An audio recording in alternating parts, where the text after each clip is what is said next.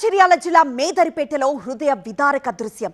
ఇనుప నిచ్చెనకు 11 kV విద్యుత్ వైర్లు తగిలి ఇద్దరు మరణించారు. నిన్న మేదరిపేట పెట్రోల్ బంక్ కి ముందు జరిగింది ఘటన. నిచ్చెన్ను బంక్ నుంచి ఓనర్ ఇంటికి తరలించే ప్రయత్నంలో జరిగింది ప్రమాదం. చాలా ఎత్తుగా ఉండడంతో 11 kV వైర్లను తాకింది ఆ నిచ్చెన. ఆ ముగ్గురిలో ఒక్కరు మాత్రం సేఫ్ గా మిగిలారు. కానీ నాగరాజు, లక్ష్మీనారాయణ మాత్రం క్షణాల్లో బూడిదైపోయారు. అయితే చనిపోయిన వారిలో ఒకరు మూగ వ్యక్తిగా తెలుస్తోంది.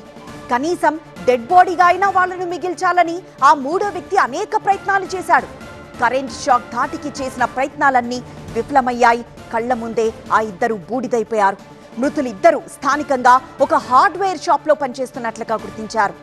బంక్ యజమాని నిర్లక్ష్యమే కారణమని మృతుల బంధువులు ఆగ్రహం వ్యక్తం చేశారు. ప్రస్తుతం మనం చివరైన స్క్రీన్ మీద అక్కడున్న సీసీటీవీ దృశ్యాల్ని చూస్తున్నాము. అంత ఎత్తుగా ఉన్న నిచ్చెన్ని అలా తోసుకుంటూ ముందుకు వెళ్తున్నారు ముగ్గురు వ్యక్తులు. వెంటనే 11 kV వైర్ తగిలిన వెంటనే ఒక వ్యక్తి మాత్రం తప్పించుకోగలిగాడు.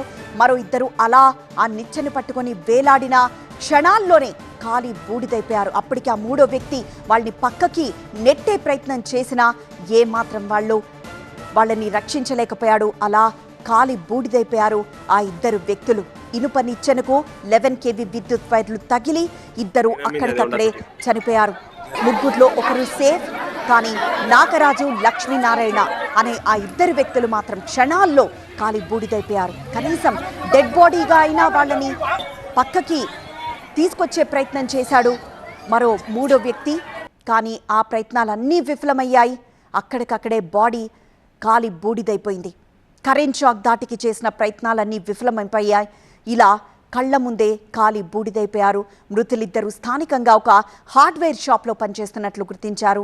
బంక్ యజమాని నిర్లక్ష్యమే కారణమని మృతుల బంధువులు ఆగ్రహం వ్యక్తం చేస్తూ అక్కడ విధ్వంసం సృష్టించారు.